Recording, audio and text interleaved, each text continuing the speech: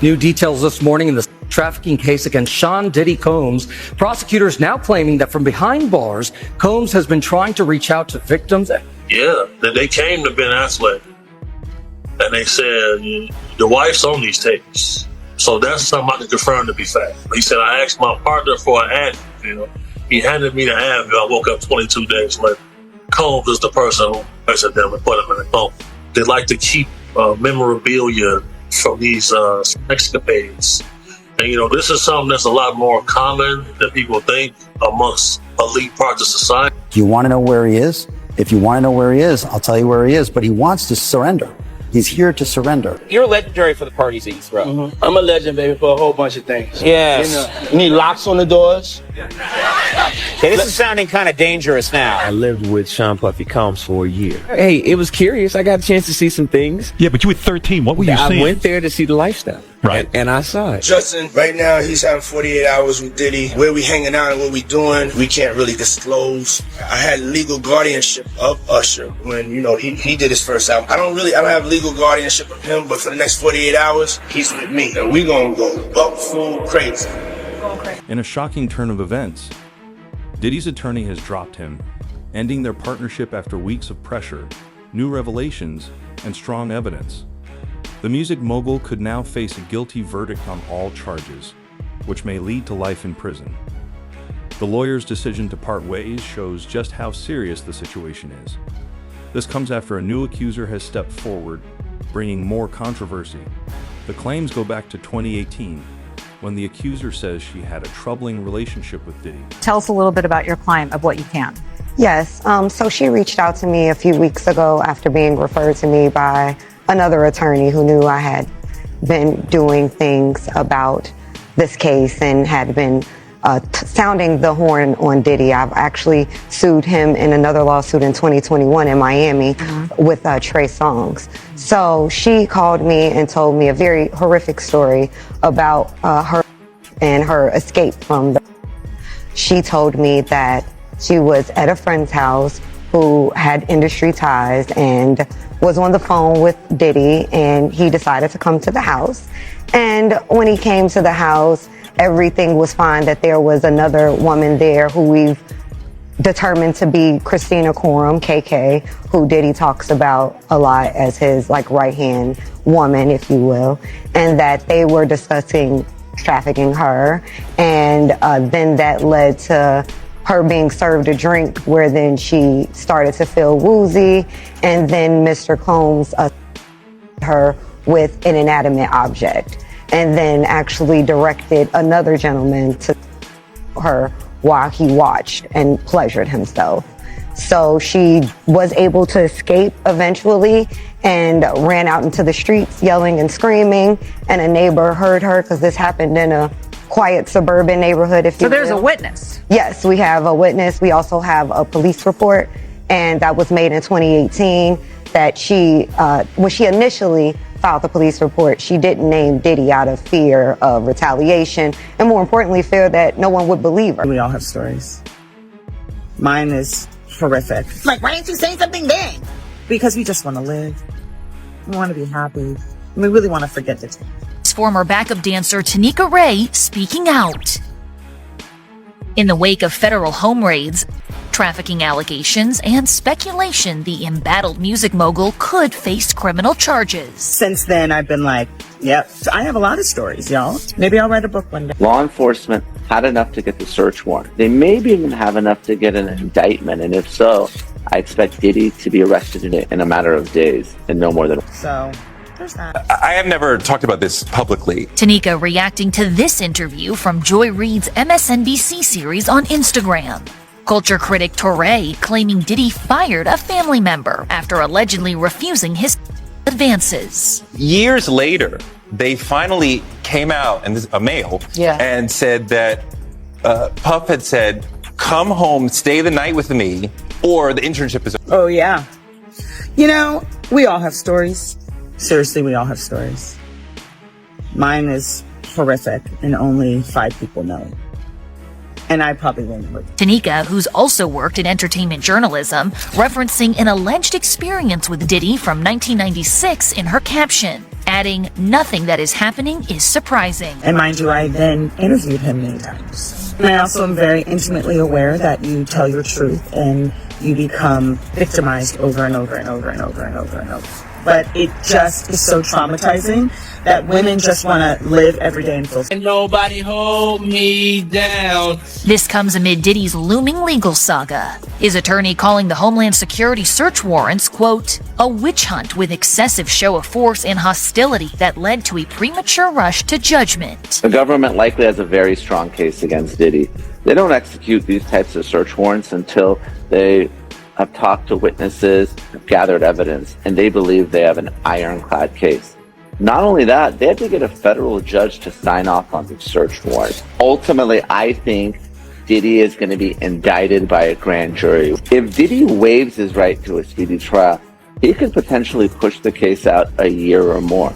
And Diddy has essentially unlimited funds to defend this case, and I expect him to litigate it very aggressively. Back in Tanika's message, she explains why now was the time to share her story, hinting someday she might put pen to paper. And when we revisit, we live in a state of victimhood, and nobody wants to live there. So for those who are like, why didn't you say something then? Because we just want to live. We want to be happy. And we really want to forget the trauma. So, I know I pissed a lot of people off, including you. Mm-hmm. But this is a full circle moment, everybody. Yes. Get into adult conversation. Yeah. Full circle. Yeah. Okay, because I haven't seen you in over 15 years, but I'm not seeing wrinkles. I'm seeing good. You live a really hectic lifestyle, and I don't understand all the running around, and who are these people that you surround yourself with, and who are these people? Do they violate you? Do you get robbed? What happens? Now, you threw a house party, and I got the footage, okay? Look at this. Now, who has this many people at their house? Puff, and or Sean, Diddy, Doody, what do I call you? I think you should call me Puff. You always call me Puff. I do. Yes. Okay. First hurdle jumped. Jesus. I'm not gonna lie, I was nervous to come out. The stories keep coming. Tanya Wallace, who has attended Diddy's infamous parties, is now speaking out and dropping bombshells. She's made shocking claims that minors were present at these secret gatherings, and not only that, but they were dressed inappropriately in ways that deeply disturbed her. And I want to start with Tanya Wallace, who claims she's been at a freak-off and said she saw children, and it was hard for her to say it. It was very hard for her to say it, Ashley. So what she said was that she was flown out from LA to Miami by the Saudi prince. And they ended up eventually on Star Island at one of Diddy's parties. She says, among many other things, she goes into detail. She believes she witnessed underage victims at one of Diddy's 2018 parties. I'm looking like, are those midgets? Because people were it's people over them, it's people trying to hide what they're doing. Adults who are little people, or are you talking about minors? Am I gonna get in trouble? I don't want to say I witnessed any of that crazy stuff, but we all have common sense. Little people. It's not supposed to be there. You're talking about underage people. It's a shame. Is this woman, Tanya, is she really saying that there were minors involved in these freak-offs? That is exactly what she's saying, Billy. Now, as for what they were doing, she never really could get a clean look at it. She said there was a wall of adults encircling them who clearly didn't want everyone at the party to see what was happening there. She said when she saw this scene with the younger people, that it was about 7 a.m. and that the party had been going all night. Did anyone ask her why didn't she leave, and what was she doing? She was there as the guest of a Saudi prince. As to why she didn't leave, I don't know what time she left. I agree with you that once you see something like she's describing, that's the time to tip out the door. Or call the FBI. Or call the FBI, exactly. But, that's the other thing that we've heard from a lot of people who've been involved in parties with Diddy, that there are NDAs that are signed, and you walk out and you feel like, I can't say anything to anyone. Real reasons why, or what really happens, they don't know because they wasn't there. And that would affect me emotionally. But I got myself into a situation where I was about to get trafficked. And this was like 3 years ago. And I was just like, it was a close one. You know, I came up on this prince, and he was Arabian. He flew me to Miami, and he said I was gonna be there for 2 weeks. We were in a $30 million house, and I ended up being there for a month. And I had to escape, okay? And we were meeting so many girls, and girls from Love and Hip Hop was coming in the house, and celebrities was there, and all of this stuff. But it started to get real weird, you know? It was a lot of drugs. And like, I don't do hard drugs like that. Like, I was smoking weed, you know?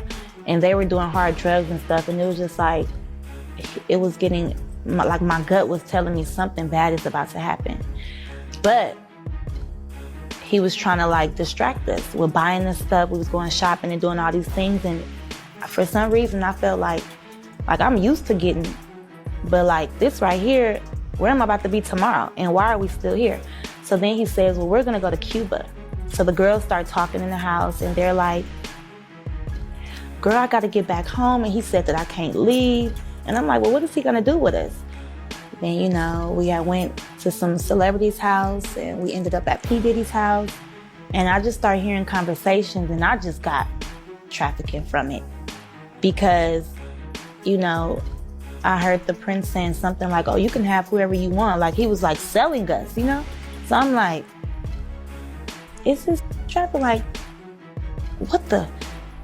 And it gave me a whole nother outlook on everything too. And I had to like really like pump my brakes on how I do things. And maybe because a week before that, I had just said like, I want to be in Miami. I want to be around royalty. I want to spend this much amount. And I realized everything that I said that I wanted, it came like the next week. Tanya Wallace recently shared a shocking expose in her interview with No Jumper, and it's turning heads. She revealed that Diddy's parties were not just wild gatherings, but something much darker. The most shocking part. Diddy's sons were allegedly at these events. Club Live ended up ending like later than out here, like 4 o'clock. Yeah. We go back to the mansion. We chill for like an hour. Next thing you know, we load it up, like how we always do. We load up and go places, but now we loaded up on our way to Star Island. What is that? Star Island, where Diddy lives. Oh. So that's where his freak off goes. It's just like a section of Miami, or it's like an actual island? It's actually, because the street has like a whole bunch of palm trees and stuff like that. Okay. Like, you know, I did TMZ. I just did a documentary for TMZ last week, right? Okay. And it's the, I seen you on the first one. Oh, they're doing a follow-up. Yes, because they have more information. So it was the downfall of Diddy. That's true. There's like hundreds of more accusations after the first one. Yeah. Exactly. And so I sat down with Harvey, and they basically, I got there because I had footage. So I gave them footage that nobody has. Okay. And so we're on Star Island. I'm in my Snap recording like, oh, Diddy's house is lit, da-da-da. But I haven't gotten there yet. So I'm not knowing as soon as we get to the door that they were going to lock up our phones in bubble cases. We could hold it, but it's locked up. We can't use it. Right. So I'm like, what the? So I walk in. Instantly, one of Diddy's sons, Christian, was like, you, come here. Now I'm walking with the girl that I brought. The other girls are walking behind me, but once we got in the house to the side door, it was a backyard, so everybody split up. And so the vibe is that the pretty girls, dudes will come up to him and kind of like make it clear, like, yo, you're getting invited to the latter tier of this party. Exactly. And they're giving out what, like little sandals? Exactly, that's what they were giving out. So when the son came up to me and said, you come here, or called me over there, I'm like, who, her? He's like, no, you. So I'm thinking like, why not both of us? But okay, whatever. He's like, take these shoes. The shoes, the robe shoes, white terry cloth robe shoes. They're like, oh yeah. And I'm like, what do I do with these? He like, this is how you get in the house. So I just took them, I carried them. And that's when Diddy came, like, just appeared. Now, when somebody walks behind you and rubs the side of you, you already know, like, what the? Yeah. you might as well hold me and pick me up. What was you about to do? Throw me in the pool? But everybody was already skinny dipping. That's nothing. When I walked in, before I seen Diddy, I'm just peeping out everything. House music going like a rave. Do, do, do, do, do. And it's real, real loud. It's 7 o'clock in the morning. People drinking mimosas, eating eggs and bacon in the goddamn pool. But naked though, and just walking around, and waitresses passing around drinks left and right. I was even holding the drink in my hand, and I don't even drink like that. Occasionally, but so when he came up to me, he's like, how are you liking my house? And I'm like, I'm trying not to be starstruck, so I wasn't looking him in his eye. And so I was just having side conversations with him. He's, the prince been telling me a lot about you, and like, but you need to go inside my house. Enjoy my house. And he's saying little stuff like, what's mine is yours, and all of this stuff or whatever, right? So I tell my friend, like, girl, let me just go up in this house. The wants me to go inside. Right. But I don't want to leave you out. So I'll be in there for a few minutes. I'll be right out. Walk up in there. This going on, that going on, a few things going on. So wait, like the main house is the party, and then there's a separate room or a separate section where the freak off is taking place? Separate section where the freak off is taking place. And you can't see this section from the main party? No, because you got to go inside the house. The party is like outside, and the party is inside too, but that's the freak off. Okay. So people that are just outside, they won't know what's going on. And you're talking about until you walk in. You're saying publicly in multiple people. There's just like a couch, exactly, and there's just some couple dudes and a bunch of girls. Yeah, and naked, everything. I mean, they not pulling shit to the side, trying to be discreet about it. No, this is like they in the room by themselves, tuning out everybody around them. Such a crazy concept to me because I have so much experience having on camera, but I can't imagine just being at a party and just wanting to have an where like a million other people could see you. It seems like such an obvious thing to be like, let's go in the other room. Right, but you know what?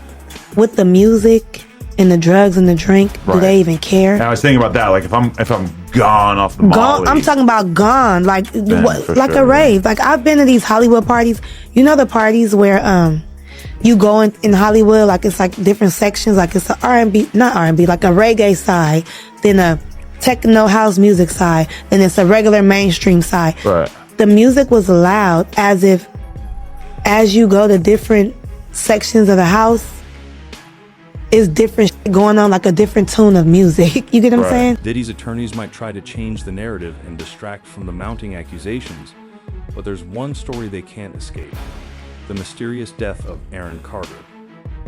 Aaron, who became a pop star at just 9 years old, tragically died at 34. Officially, his death was ruled as a result of drug and mental health issues, but many fans and conspiracy theorists are not convinced.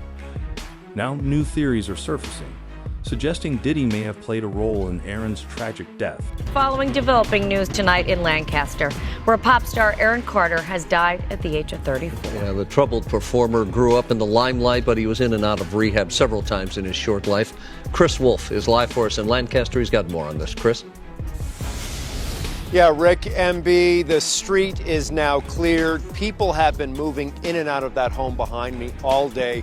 And tonight we heard from some of those closest to Aaron Carter, and they all say the same thing. They all share stories of a very kind, loving, caring, humble, yet troubled young man.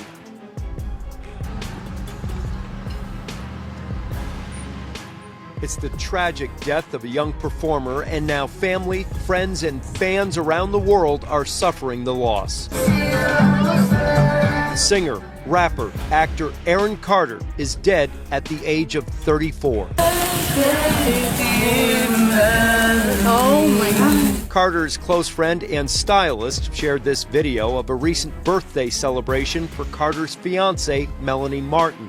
She is also the mother of their 11-month-old son, Prince. It's very painful, very, very painful. I talked to him 2 weeks ago. He was at the dentist and he FaceTimed me. He said, come over. And I said, I have work to do.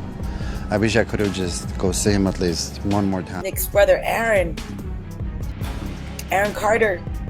Right. A lot of people keep forgetting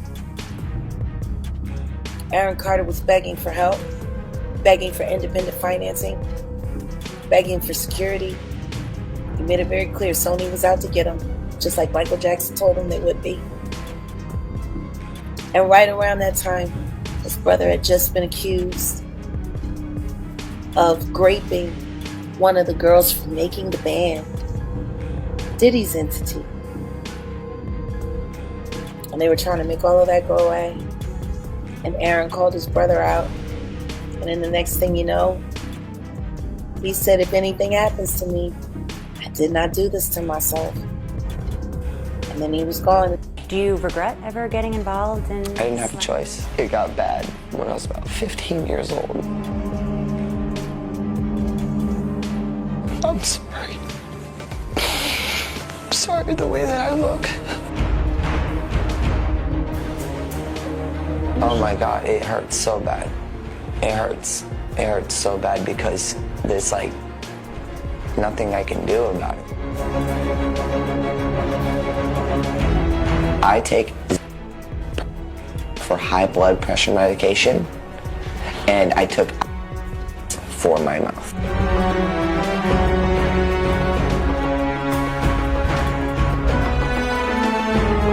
How would you feel every 2 seconds seeing a tweet? You go, oh, look at this. Oh. Aaron Carter's mom has made a pretty remarkable decision. She has decided she wants the world to see the death scene, where the bathroom where Aaron was found dead. And the reason for this is she is calling out the police and feels like they did not do a proper investigation here, because she is certainly insinuating that there may have been foul play involved in Aaron Carter's death. We're gonna bring her on, but before we do, I just want to make something really clear. The police have said it was not foul play. They have not identified anybody as a person of interest, a suspect, anything like that. The operating theory is he was huffing and he overdid it and died in the bathtub. So that's the operating theory. She has a different point of view. Right. The photos that she has released show the bathtub.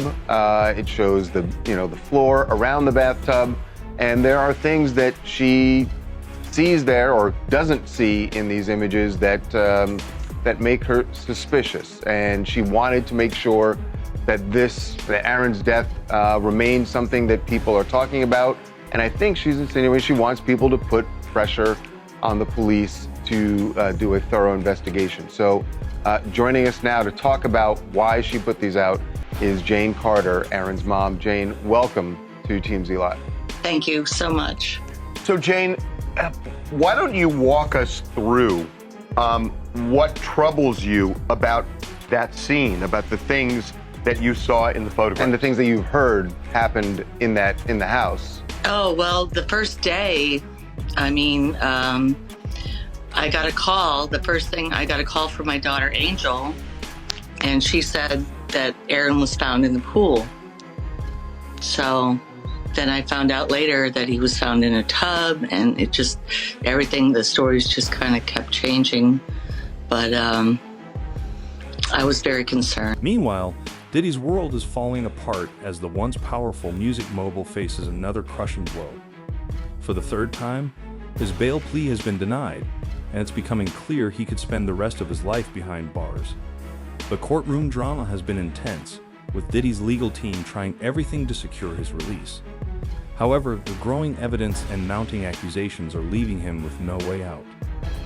I talked to you about that breaking news before the break. We are just learning that a judge has denied another one of rapper Sean Diddy Combs' requests to be released on bail. Remember, he's behind bars at the Metropolitan Detention Center in Brooklyn, waiting for his trial to get started next year in May. He's been detained for 2 months on charges of trafficking and racketeering, which he's pled not guilty to. Chloe Wallace is following this for us. We were waiting for this decision. We got it in now. What do we know?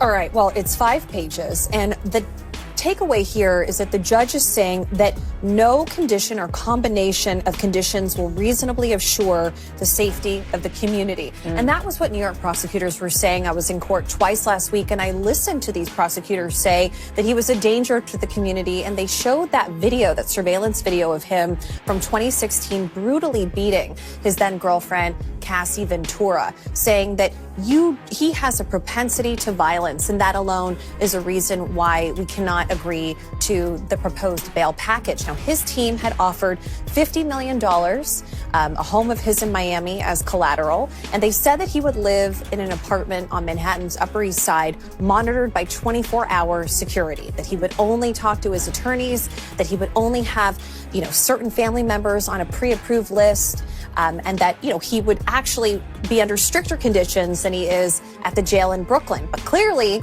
this is the third time. Yeah. This judge not buying it. What was Diddy like in court? You were there twice last week. What was his demeanor like? I mean, he was smiling on Friday, turned around and looked at his children. All of his children were there except for his infant child. His mother was there. He looked a little thinner. He looked a little worse for wear, but he has seemed upbeat and positive. And a few days earlier on Wednesday, so a week ago today, his legal team had a win, because his team was able to say that New York prosecutors wrongly obtained 16 pages of notes from his jail cell during a routine sweep, that it had his defense strategy, it had witnesses that they planned to call at the criminal trial in May, and the judge agreed that those should have been protected under attorney-client privilege. So there was a feeling today among reporter friends of mine and people in the building here that, maybe there's a chance that the judge, given he's taking several days to think about this, he asked for both sides to write a letter, that he might release him. But this is the third time. His team, we're waiting for a response from them, from his legal team. They could appeal again. But we were talking to Danny Savalos earlier, and he said, they would have to propose something new and different to potentially be successful for a fourth attempt. But they playing a game with him because they want him probably to be a witness or to turn over some evidence on some other people that they would like to have behind bars too.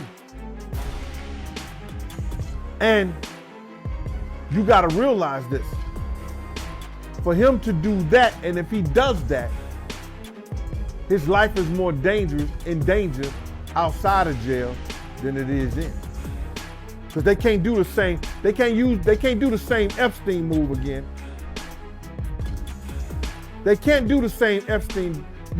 My friend told me that they put up so many cameras after that Epstein stuff, they can't do that move again. Whether allegedly he did it to himself or somebody else did it to him, we don't know. Whether he's on a private island or he's in the grave, do we really know? The whole thing about it is that he may be safer in jail if people are making his bed and he telling people to smile. He may be safer in jail than he is out. Man, I don't know. I thought he would have it hard, man, because since that was Brooklyn, and Brooklyn always stands up, and a lot of dudes from Brooklyn think that he led big to his death. You understand? And by him being housed in Brooklyn, I thought that it would be real difficult for him. But, money talks, bullshit walks. You're gonna hear about my party, they're gonna be shutting them down, they're gonna probably be arresting me, doing all types of crazy things just because we wanna have a good time. It ain't nothing but break it down racial barriers, break it down generation barriers. Ron Perlman talking to Jay-Z talking to, you know what I'm saying? It just goes on and on. So, what do you think? What else could be hidden in Diddy's web of secrets? Let us know in the comments. And if you're loving all the drama, don't forget to like, share, and subscribe for more explosive music industry secrets. Until next time, fam, keep it locked.